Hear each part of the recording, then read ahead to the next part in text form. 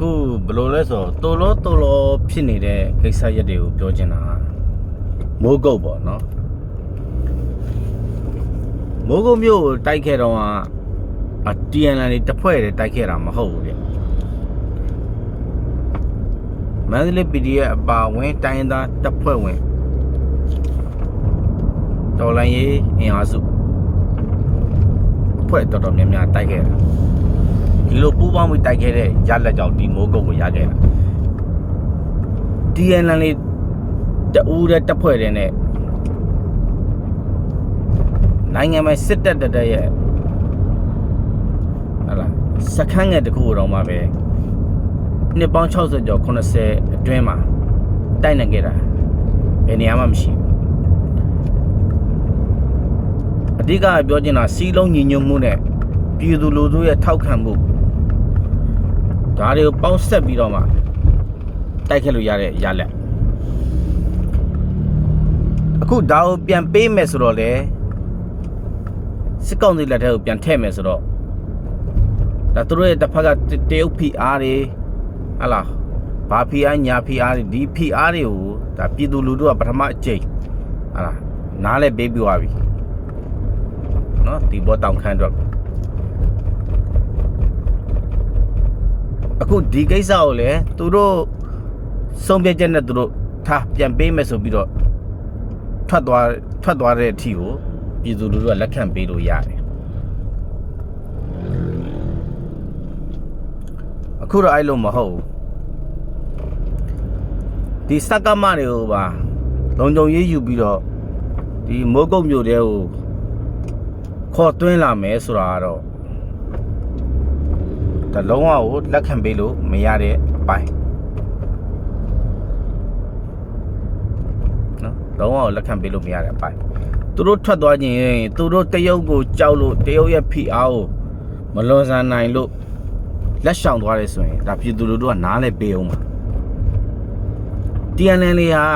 ပြည်သူရဲ့ထောက်ခံမှုကိုပထမလိုင်းဒုတိယလိုင်းနေမှာအပြည့်အဝရခဲ့တာမှန်တယ်ဒီနောက်ပိုင်းမှာ TNL ကဘယ်လိုပုံစံဖြစ်လာလဲဆိုတော့သူတိမ့်လို့ရတဲ့နေရာကိုသူတို့တဖွဲ့တဲ့အုပ်ချုပ်မယ်ဆိုတဲ့အတွေးနဲ့လှုပ်လာတာဒီလိုလှုပ်ပြီးတော့လေမဟာမိတ်တွေပေါ်မှာညှိနှိုင်းမှုမရှိဘဲနဲ့ဟလာအောက်ခြေ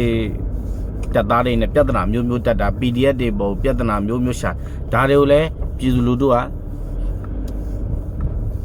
သိထားပြီးသားသိထားတဲ့အပြင်မှာအခုရှင်းရှင်းပြောရရင် TNL တွေကိုဒီပြဿနာတွေကြောင့်ပြည်သူလူထုကယုံကြည်မှုမရှိတော့ဘူးလက်ခံမှုကျော်ပါလာတာဟာ TNL တွေရှိမှ90%ပဲကျန်တော့တယ်အခုဒီ90%ကိုနော်ထပ်တိုးပြီး90%နဲ့85%နဲ့80 90 100%အရင်လိုပြန်ရအောင်စ조사မယ်လို့မရှိဘူးအခုပြည်သူလူထုကထပ်ပြီးတော့ထောက်ခံမှုကြောင့်လုပ်သူတို့ဖြစ်ခေါင်းဆောင်ပြီးထွက်သွားပေးလိုက်တာအဲ့ဒါဒီမှာစစ်ကော်မရှင်တက်ကိုဟုတ်လားဒီကတိုက်ခဲ့တော့ကတော့ငါတဦးတည်းမဟုတ်ဘူးငါတစ်ဖွဲ့တည်းမဟုတ်ဘူးအဖွဲ့စုံတိုက်ခဲ့တဲ့တော့ငါကတော့ပြန်ပေးမယ်သဘောတူတယ်ရတယ်လက်မှတ်ထိုးတယ်မင်းတို့ကိုဝင်းဒီကြံတဲ့တော်လိုင်းအဖွဲ့အစည်းတွေကိုတိုက်ပြီးဝင်ယူငါတော့ထွက်ပေးမယ်ဆိုပြီးတော့ခေါင်းဆောင်သွားပေါ့ခုတော့ဒီလိုမဟုတ်ဘဲနဲ့ तू ကပါလိုတူလိုပါဆွဲခေါ်ပြီးတွင်းလာမယ်ဆိုတော့တစ်ဖက်ကတော်လိုင်းအဖွဲ့အစည်းတွေကဘယ်လိုလုပ်အခက်တွေတွေ့ကုန် TNL ကိုတိုက်ထုတ်ရမှာကြတော့လေမဟာမိတ်ဖြစ်နေတဲ့အတွက်မဟာမိတ်မပြတ်ချင်ဘူးနော်ရှင်းပြောအရင်တော့ကျေးဇူးရှိတယ်ဗျာ TNL ကျေးဇူးရှိပါတယ်မရှိဘူးမဟုတ်ဒီကျွန်တော်တို့ GZ လူငယ်တွေကိုအကုန်လုံးစစ်တင်တန်းနေပေးတန်းနဲ့တက်ဆင်ပေးပြီးတော့လှုပ်ပေးလာတာတွေအတူတူတကွပေါင်းစည်းပြီးတိုက်ပေးလာတာတွေဒါတွေကကျေးဇူးပဲဒါပေမဲ့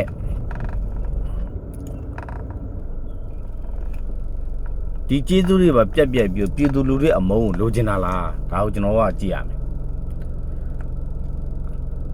ကိုဟာကိုအေးစေးထွက်မသွားခြင်းပဲနဲ့ဒီလိုမျိုးလောက်လာမယ်ဆိုရင်ပြည်သူလူတွေအမုန်းကိုတရားရခိုင်နှုန်းခံစားရလိမ့်မယ်အဲ့ဒီလိုပဲတော်လိုင်းရေးဘက်တွေဘက်ကလည်းပြန်ကြည့်ရတော့မှကျုပ်တို့ရဲ့ခေါင်းဆောင်တနိုင်ငံလုံးရဲ့ခေါင်းဆောင်ကြီးဖြစ်တဲ့ဘိတုကပညာရှင်ကြီးဗိုလ်ချုပ်အောင်ဆန်းရဲ့မိန့်ခွန်းတွေရလို့ပဲပြောရတော့မှာပဲခင်ဗျားတို့ဟုတ်လားအင်္ဂလိပ်နဲ့ချက်ကိုတိုက်ဖို့အတွက်ဂျပန်တွေကိုခေါ်သွင်းလာတယ်ဒီချိန်မှာဂျပန်စစ်ဘုတ်ကပြောတယ်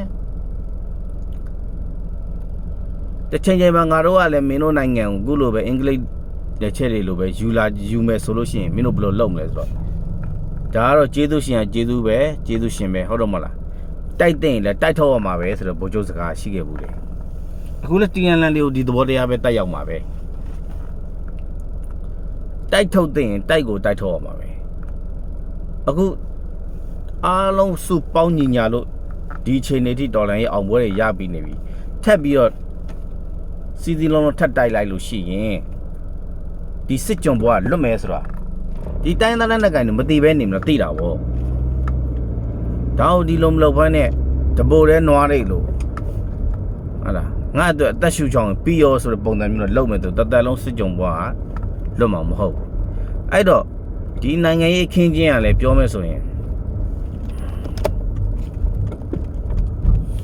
နော်နိုင်ငံရေးခင်းချင်းကလည်းကျုပ်တို့ဒီဇက်တွေဘက်ကတော်လိုင်းအဖွဲ့အစည်းတွေဘက်ကလည်းဒီတပွဲမှာမှနိုင်အောင်မတိုက်နိုင်ရင်နောက်မျိုးဆက်သစ်တွေလက်ထက်ကျုပ်တို့ရဲ့အားစင်မြည်ဆက်တွေဘယ်သူမှမနိုင်တော့ဘူးဒါ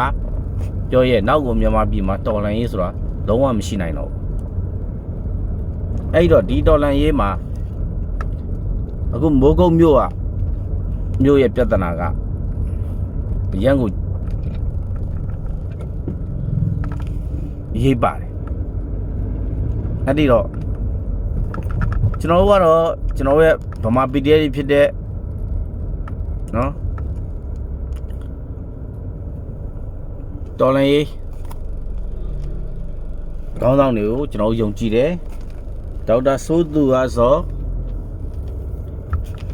မင်းကြပလက်တိုက်ကရဲ့ဘိုးမိုက်ခဲတို့ဦးစီးဦးဆောင်တဲ့ဒီမိုးကုံမြို့ကို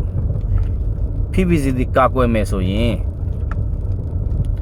စကမတွေကိုခေါ်သွင်းလာတဲ့ပေါင်းဖက်ပြီးတော့ခေါ်သွင်းလာတဲ့ဘလို့ဖွဲ့စည်းမျိုးမဆိုတိုက်ထုတ်ရတော့မှာပဲတိုက်ထုတ်ဖို့ပဲဆုံးဖြတ်ရတော့မှာပဲအဲ့တော့သူတို့ဝင်လာခြင်းဝင်မလာပဲနဲ့လာရှိုး MNDA ခေါ်သွင်းတယ်လို့မျိုးလောက်လာခဲ့ရင်ပြည်သူလူထုကတော့တိုက်ထုတ်တဲ့အရာကိုတိုက်ထုတ်မှာပဲနော်ကျေးဇူးရှိခဲ့တာကိုကျေးဇူးပြန်ဆက်ပြီးပြီအသက်တွေပေးပြီးဆက်ပြီးသွားပြီသူတို့ကကိုဟာဘလို့လဲဆိုတော့တိုက်တော့ကတော့တိုက်အသက်တွေဘောင်းများစွာပေးဆက်ခဲ့ရတယ်ပလောင်တွေလည်းတည်ခဲ့တာပဲ PDF တွေရောကြာဆုံးခဲ့တာပဲအေးကြာရှုံးတာနဲ့တန်အောင်ရတဲ့မြို့တွေကိုထိမ့်သိမ့်မယ်ကာကွယ်မယ်မရှိဘူးအားနေတရုတ်ကိုကြောက်ပြီးပြန်ပေးနေရတယ်ဆိုတော့အဲ့ပလောင်တွေကိုလည်းမေးချင်တာပလောင်တက်ကိုလည်းမေးချင်တာနေနေတာတရုတ်ပြည်မှာနေနေတာလားမြန်မာနိုင်ငံမှာနေနေတာလားဆိုတော့ပဲသူတို့ခေါင်းထဲမှာယဉ်ထက်အထူးသဖြင့်တာပုံးကြော်ပြောလိုက်ရင်လေကြီးမိုးကြီးစကကြီးတွေပြောပြီးတော့ဟမ်အခုလည်းကြောက်ဘလို့တော့တာပုံးကြော်ရဲ့တက်သိမရှိရင်ငကိုတွေကစစ်တက်ရဲ့အကြီးပိုင်းရာသူတွေကိုမယူနဲ့လေအမိန်ပေးတဲ့နေရာမှာနေရင်